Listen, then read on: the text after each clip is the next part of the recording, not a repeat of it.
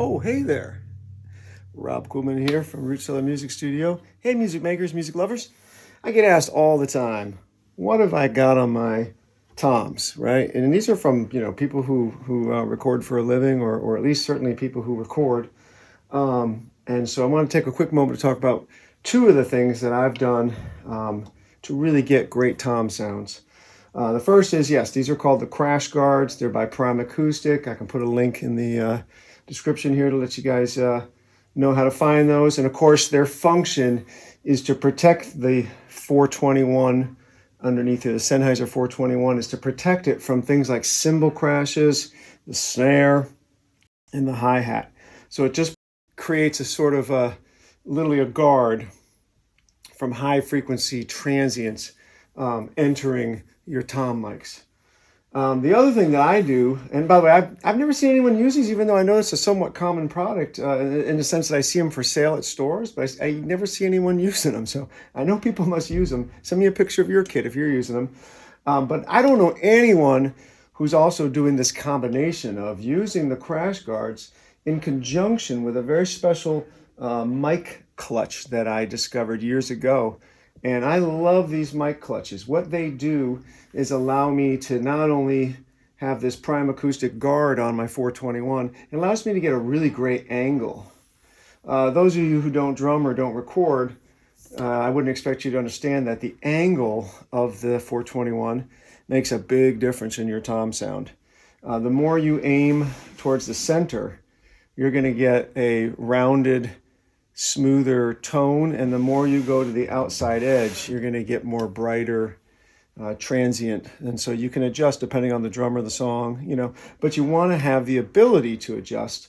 And so I'm going to show you one right here that I'm going to upgrade. Look how these two things, I did this on purpose to really accentuate, but look how these two don't match. And what I mean by that is, yes, you have a CrashGuard, and I've got a Sennheiser 421 here, but you see how the angle is all wrong, meaning this CrashGuard's not really able to truly protect the 421's capsule, right? You can see it's kind of exposed. And that is because, the CrashGuard attached to just any average boom is going to provide zero maneuverability. It's going to just be fixed. And so in other words, your mic has to stay just like that to truly have this functioning correctly. And so that brings in my, like over here, you'll see I've got one of these clutches. I'm about to install one on this one. Okay, so this is what it looks like when you get it.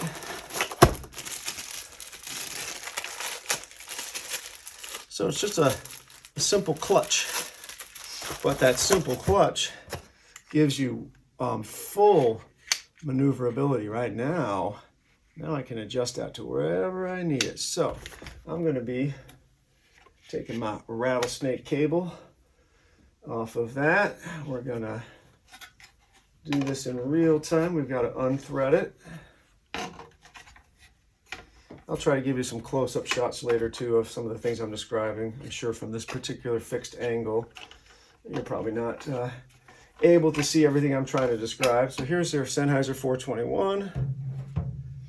And here is the Primacoustic guard. See, like I was saying, it's a fixed angle. So whatever your boom is at, that's it. 90 degrees is all you get.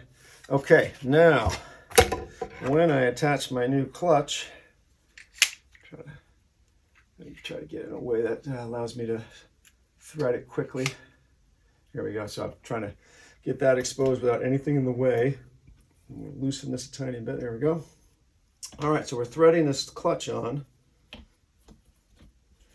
There we go. And now, as I stated earlier, it makes a big difference what your toms sound like depending on the angle of your 421. And so if you want to angle your 421 down, now you can angle that 421 down, and the Primacoustic shield will actually move with it. So let me show you what that looks like. Get that on the end of that.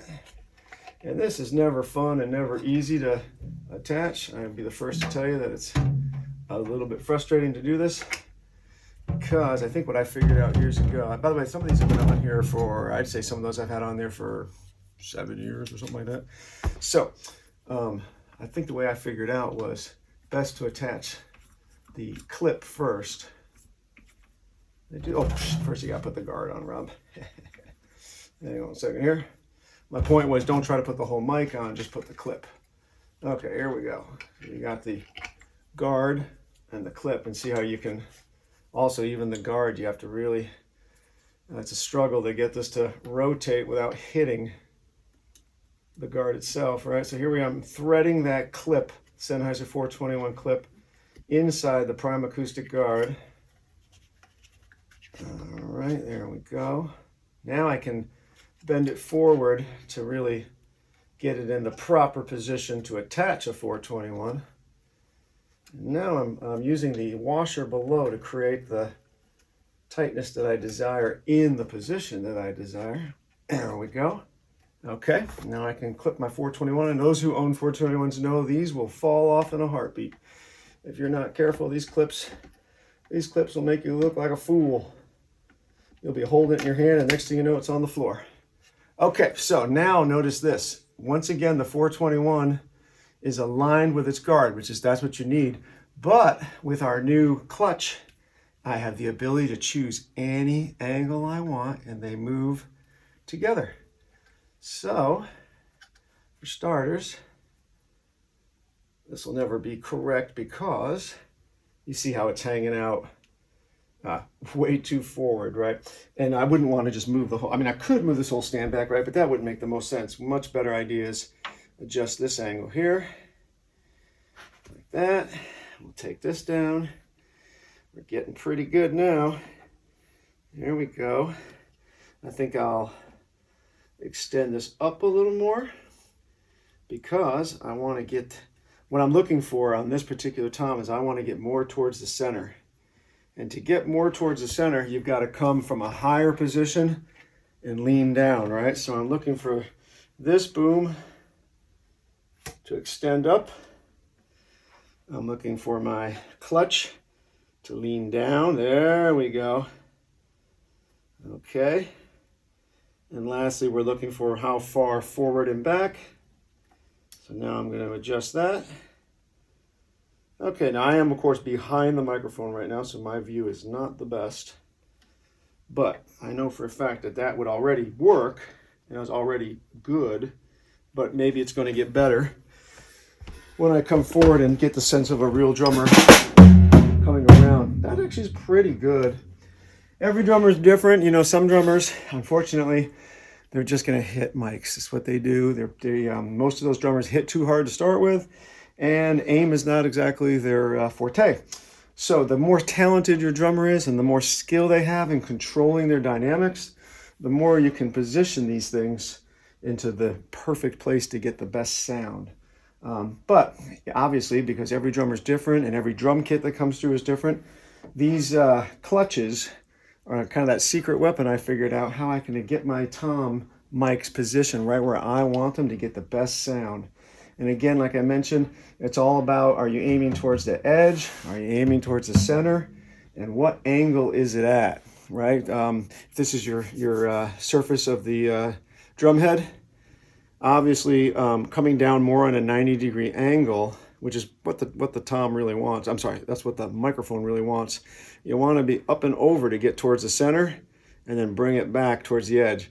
If you don't use one of these clutches, what you end up with is a compromised angle. In other words, it's never tall enough. It's always just outward.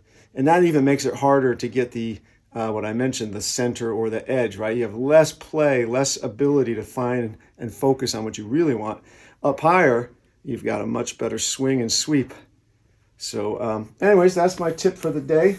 I just installed here on my custom drum tunnel, which is a whole other conversation we can get into someday.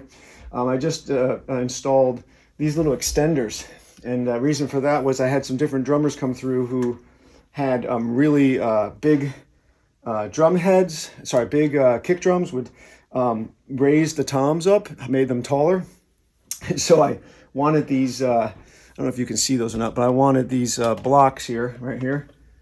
These allow me to not only start at a higher point, but allows me to take true advantage of the boom arm, meaning when you tilt back, the boom arm now has more room before it actually would strike the kick tunnel, that would lessen the throw, or sweep or area that you can access the microphone.